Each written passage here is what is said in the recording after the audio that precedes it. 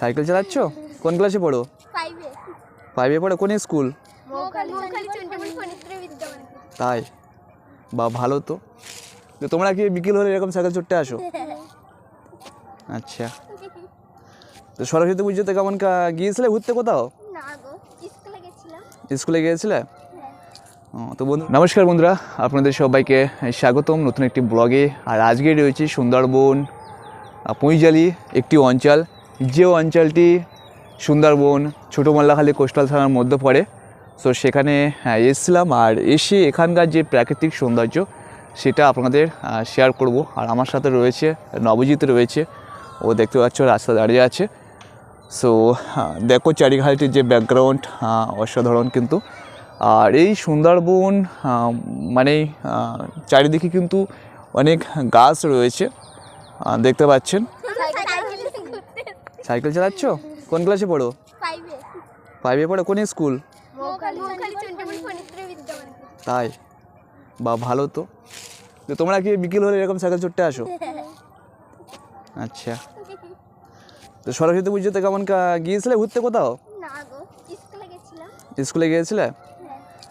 তো বন্ধুরা দেখতেই পাচ্ছ, এরা কিন্তু এদের বাড়ির ধারেই রেগুলার খেলা করে, সাইকেল চড়ে, স্কুলেও পড়ছে, 5-এ পড়ছে একজন। সো এটা অ্যাকচুয়ালি পুঁইজালি, আর ওই যে ওপারটা কিন্তু কুমিরমারি পাড়। আর এই যে থানা রয়েছে সুন্দরবন কোস্টাল থানার মধ্যে পড়ছে, ছোটো মোল্লাখালী কোস্টাল থানা সুন্দরবন। আপনাদের দেখাবো এই যে জায়গাগুলো, দেখুন ছাগল দেখুন ঘাস খাচ্ছে।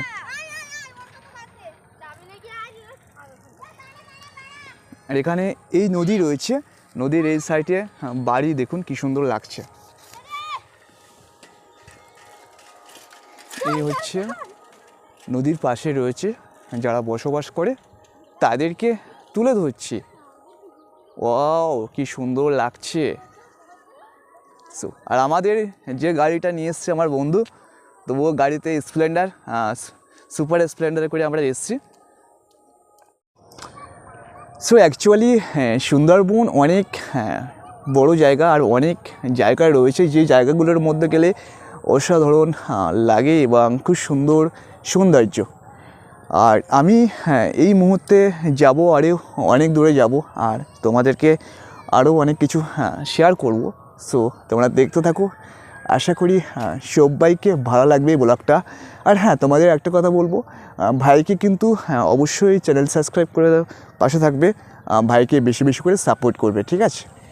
এবার ঢুকে গেলাম জঙ্গলের রাস্তায়। হ্যাঁ, সাইডে দেখতে পাচ্ছেন জঙ্গল, আর সেই রাস্তায় ঢুকে পড়লাম বাইক নিয়ে। ঘন জঙ্গল ভরে রয়েছে সুন্দরবনের এই রাস্তায়। ভিডিওটা আমি তো দেখেই অবাক হয়ে গেলাম। এত সুন্দর প্রাকৃতিক সৌন্দর্যের মধ্যে নিজেকে হারিয়ে ফেলবো কখনোই ভাবতে পারিনি। ধীরে ধীরে সামনের গন্তব্যস্থলে এগোতে থাকে আমাদের বাইক। যে বন্ধু বাইক চালাচ্ছে তাকে বললাম সাবধানে চালাস, আমাকে ভয় করছে। সামনে কিছু সুন্দরবনের মেয়েকে দেখতে পেলাম, তাদেরকে একটুখানি হাই করে দিলাম, তারপরে সেখান থেকে সামনের দিকে বেরিয়ে পড়লাম। তো বন্ধুরা দেখতেই পাচ্ছ সুন্দরবনের যে রোড, সামনেই একটা ফাঁকা জায়গা আসছে, দেখতে পাচ্ছি সামনে কিছু ব্যক্তি আসছে। তো দেখতে পাচ্ছেন এই ব্যক্তিরা পায়ে হেঁটে যাত্রা করছে, আর আমরা বাইকে নিয়ে যাচ্ছি।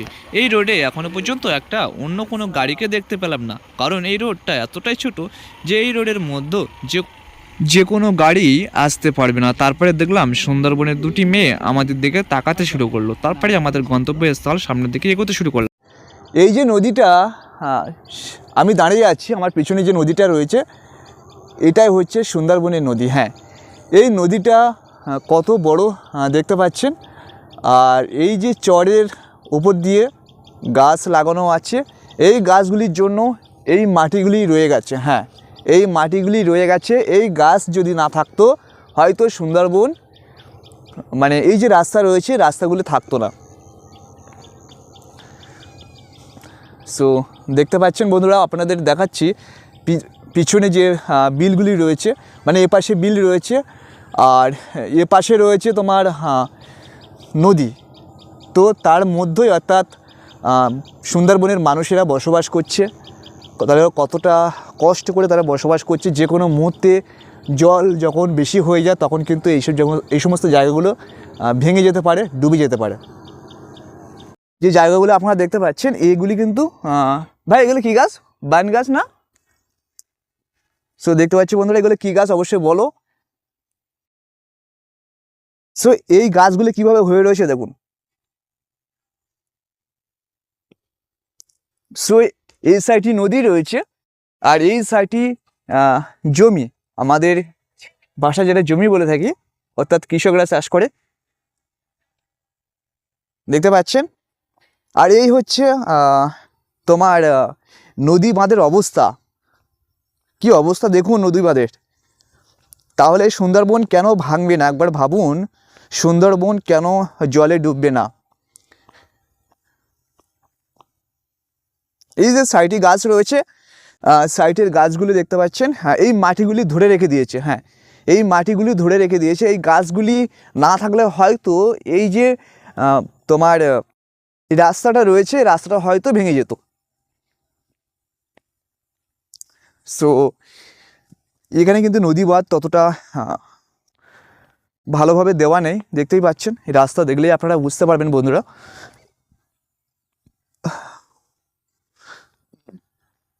সো এই হচ্ছে নদী, কত বড় নদী দেখো, কত বড় নদী। এই নদীতে পড়লে তো পুরো